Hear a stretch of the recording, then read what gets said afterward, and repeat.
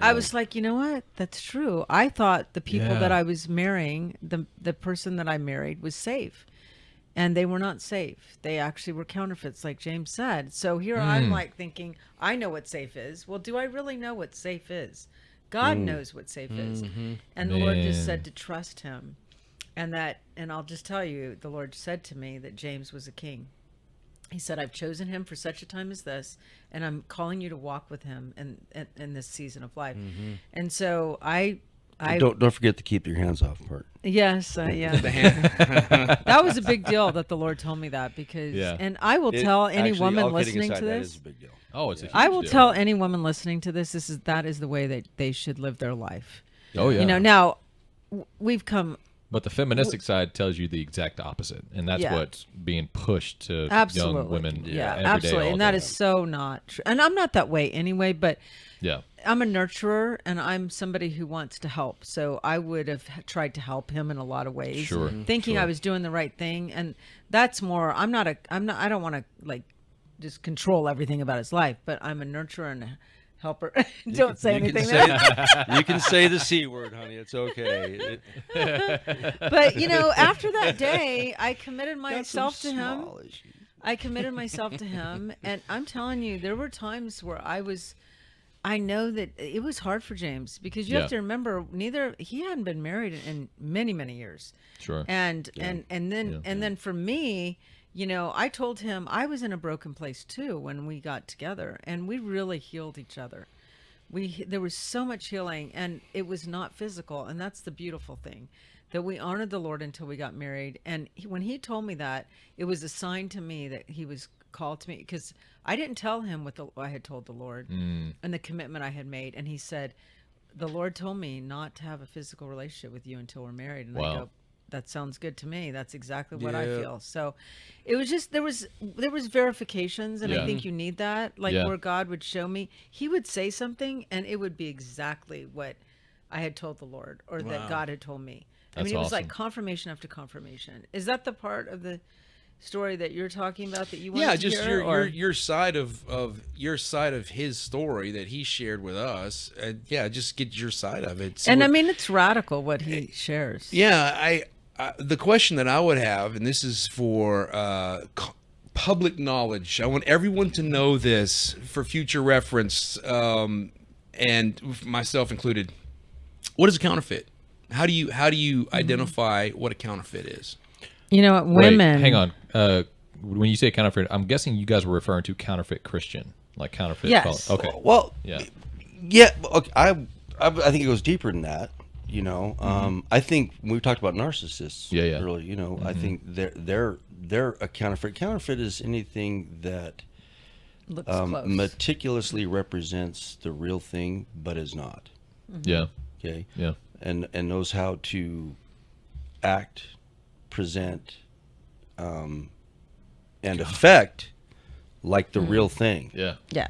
Well, But How it's- do you identify that let me in somebody? I think through a That's- lot. I think the through trick. a lot of pain and suffering. If they weren't a counterfeit, it's like somebody gives you a really, really good counterfeit $100 bill. yeah, and Okay. you have a hard time You telling. can have to be inspect it. Might even have a Yeah. little strip. Go, oh, sweet. You put it in your Sure. pocket.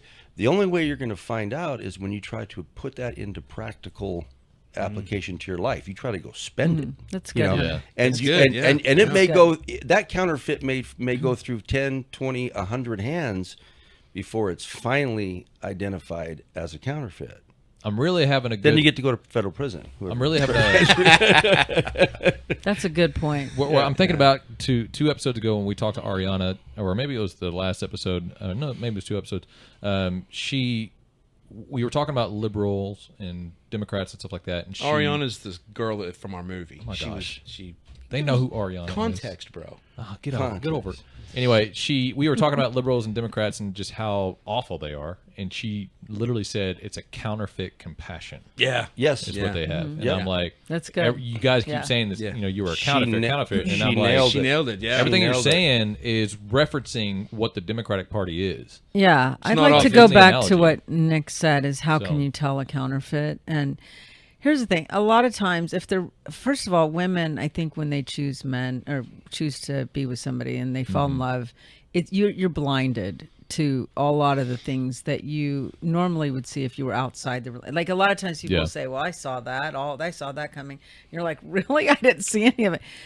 What mom because says we all the want to time. believe. We want to believe. Yeah. And if you're not a counterfeit yourself, if you're authentic, or as authentic as you can be, obviously we have moments where we're not who we need to be, but if you're working to be authentic as a person, then you're going to think other people are that way. You're not just going around going, oh, they're lying to me. And my thing is like, why would somebody even do that? I mean, I don't understand that. But the thing is that, and for women especially, these are all guys used $1 bill. I would say there's so much, people want counterfeit everywhere they go. They want to look like the part. They want to look like they have the Gucci purse. They want to look like they have, and I don't care about any of this stuff, but I mean, Yeah. I mean, a lot of people wear fake stuff all the time, Absolutely. and they look exactly like the real thing. You can't. Women go to New York to get purses that look like the real thing, and they spend a lot less money. Wow. And the thing is that when you're talking about a person, like James said, I love what you said, honey. Well, let me just say one thing ahead. about that. Just hold that, just 2 seconds. Okay, That- that's good. All right. I'm like, one. I'm glad you're done. two. Honey. Okay, so Now you made me lose my train of thought. Ah, dude. No, I'm wait, hold re- on. love you, brother. I'm really gonna suffer later. when someone- I'm digging my own grave right now. I just want to just say Nice one knowing thing. I'm not afraid of you. 3 against 1 here. It's so unfair. It's so unfair. Where are you, women? Come in here and join me. I am taking no sides in this. Thank you. I feel like you're on my side, Nick. Thank Traitor. you. He always is on the opposite I know, side. I know, Which is the I whole know, premise of the show. I'll never so. see James again, but still on your side. I think Jesus says it so well. You'll know them by their fruit. Mm-hmm. And one thing counterfeits Oh, can't that's do, good. they cannot produce good fruit. They Or any. or the flesh produces Yeah. what the flesh Yeah. is, right? Yes. And I the love and that. the spirit produces the spirit. So Yeah. I'm talking about in Christian context. Yes, there can be counterfeits in the world outside of Christianity, but really, I mean, both of them are counterfeits because until you have Jesus, there is no real thing, right? So in my, Agreed. I just that's the Agreed. bottom line. So that's just my thought. Honey. Well, no, I was, and I know that was longer I than love 2 that. seconds. No, That's I'm going really to add good. to that because that's what you It's more ask like 40 about seconds, the real, but, the real count. Yeah, right. You owe me 38 seconds. I've seen many liberal pastors Oh, gosh. stand on the Is that pulpit, even a thing? and they Oh, they gosh, yes, what's it the is. second great commandment? Love your neighbor Love your as neighbor yourself. as So yourself, yeah. they take that concept And put it into and the they LGBTQ. and they counterfeit Oh, it. gosh.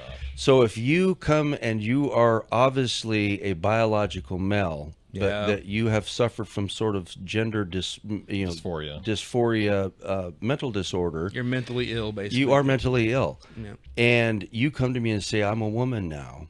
If I love you, truly love you, I'm going to say, Nick, let's get you some help because you're not. You're Yeah, a exactly. biological male. The nature of But you they- is not. Oh. they the thing. they Yeah. twist it and so no, Jesus says if you love him you're going to accept him exactly the way he is. Well, No. what if you had a disorder where you like to light yourself on fire? Exactly. Okay. No, exactly. Yeah. And you came to me and you said, "I'm not on fire." I said, "Nick, no, you're on fire. Yes. We need to do something here." You're like, "No. If you love me." Dude, your analogies are amazing. But I love your think about it. analogies. I'm not going to just say, "Okay, well, I love you, dude. I guess I'm going to have Let you to burn. I guess let I'm you gonna burn let up." you burn. You know, that's love. No, love. I'm going to roll you around the ground and you'll All right. stop, drop, and roll you. Yeah. I love this. Well, back to No, this is great. I know, but I think I do want him to share a little bit about his book. Haven't we been Okay. doing that the whole time? I thought so. I thought we were doing that the whole time. Your story is what I mean, honey. Well, they're asking the question. Yeah, I know. No, it's true. But This is great. No, your analogies really are spot on. Nick had some good questions. So go ahead, Nick. I read the book. Oh, Oh, I didn't read the book. So right here, one. Right here. there you go. Right over here. There we go. And the only reason why I say that it's not That's for the book. sales, it's for It's the message. transformational, and it's a great story. It's transformational. For men, I'm Transformational telling you. story. We are going to do a movie on this. Yes, Nick I'm is the excited. commissioned screenplay writer, because he's probably the best screenplay writer on the face of this planet that nobody knows. So right here, Wyatt, go ahead. Let's get that in there so everybody sees it.